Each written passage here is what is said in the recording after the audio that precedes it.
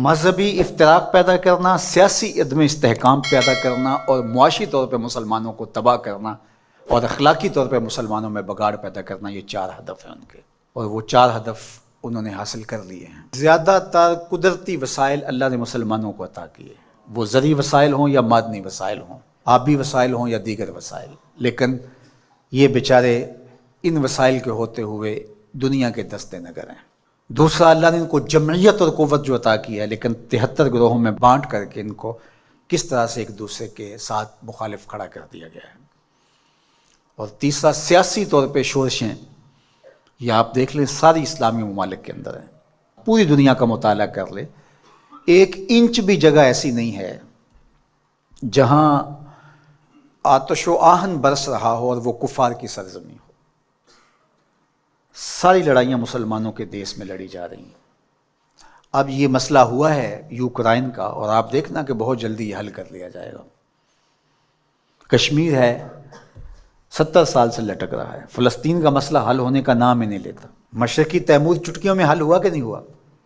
یہ تاریخ ہمارے سامنے ہے، ہمیں آنکھیں کھول کے جینا چاہیے، کیونکہ وہاں معاملہ اور تھا، جو خون بہہ رہا تھا وہ مسلمان کا خون نہیں تھا، وہ بھی ان مسائل سے ملتے جلتے مسائل تھے، لیکن چٹکیوں میں مسئلہ حل ہوا کہ نہ ہوا؟ تو کیا کشمیر نہیں ہو سکتا؟ فلسطین کا مسئلہ حل نہیں ہو سکتا؟ اب عدم استحکام ہے، جتنے بھی ممالک ہیں وہ ایک اچھے انداز سے چل رہے ہیں، جو عدم استحکام ہے وہ ہمارے اسلامی ممالک کے اندر ہے۔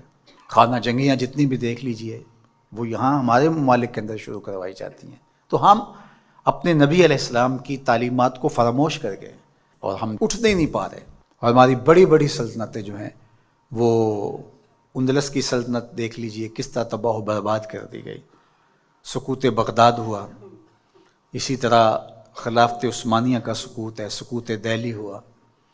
اور ہماری اس ریجن کے اندر دیکھ لیجئے یہ ایک سقوط کابل ہے، اسی طرح سقوط ڈھاکہ ہے۔ تو یہ سارے سقوط ہمارے ساتھ ہی کیوں ہیں؟ اس لیے کہ جب ہم اپنے نبی کے دامن کو چھوڑ دیں گے تو یہ رسوائیاں ہمارا مقدر ہوں گے۔ ہمیں ہمارے نصابوں میں یہ پڑھایا ہی نہیں گیا کہ جس طرح نماز تمہارے اوپر فرض ہے، باقی امور تمہارے اوپر فرض ہیں، امت سازی کا عمل بھی تمہارے اوپر فرض ہے۔ جس طرح حضور علیہ الصلوۃ والسلام کا نام عقیدت سے لیا جانا اور آقا کریم علیہ الصلوۃ والسلام کی محبت تمہارے اوپر فرض ہے، اور محبت کے تقاضے تمہارے اوپر لازم ہیں، تمہارے اوپر یہ بھی اسی طرح لازم ہے۔ تو اس وقت ہمارے ساتھ جو کچھ ہو رہا ہے اور جس سمت ہم سفر کر رہے ہیں اور جس طرف ہم جا رہے ہیں، تو اس وقت سب سے زیادہ ذمہ داری علماء کی ہے اس بات میں، باقی حکمرانوں کی ہے کہ وہ معاشی بحرانوں میں حکمران قوموں کو مبتلا نہ دے، چونکہ قوم جب معاشی بحران میں مبتلا ہو جاتی ہے تو پھر اس کے نظریے پیچھے چلے جاتے ہیں۔ دور موجود میں کہتے ہیں اس دور کا ایٹم بم معاش ہے،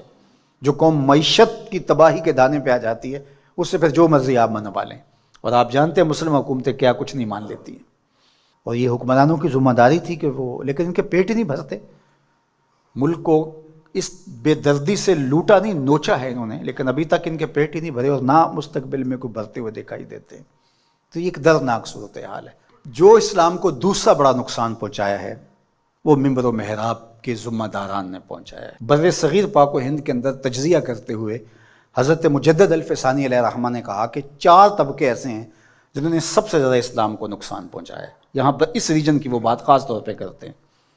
وہ فرماتے ہیں ان میں سے ایک علماء سو ہیں، انہوں نے اسلام کو بہت زیادہ نقصان پہنچایا ہے۔ دوسرا صوفیاء خام ہیں، جو دین کے فہم سے ناآشنا صوفی ہیں،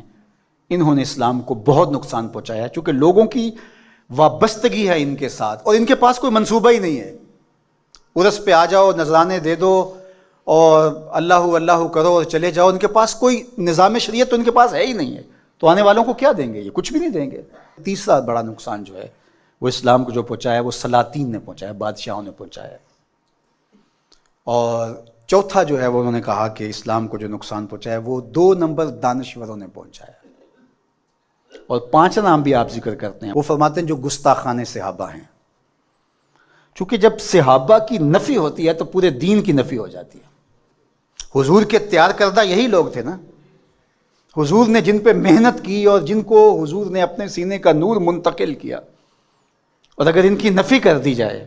تو پھر اس کا مطلب یہ ہے کہ دین کی عمارت گر گئی. پورے نظام کا انکار کرنے کے لیے ان کا انکار. جو امت کے اندر تفریق ہوئی، تشتت ہوا اور بے جا تشدد ہوا، اور امت کے اندر جو فکری ناہمواری پیدا ہوئی،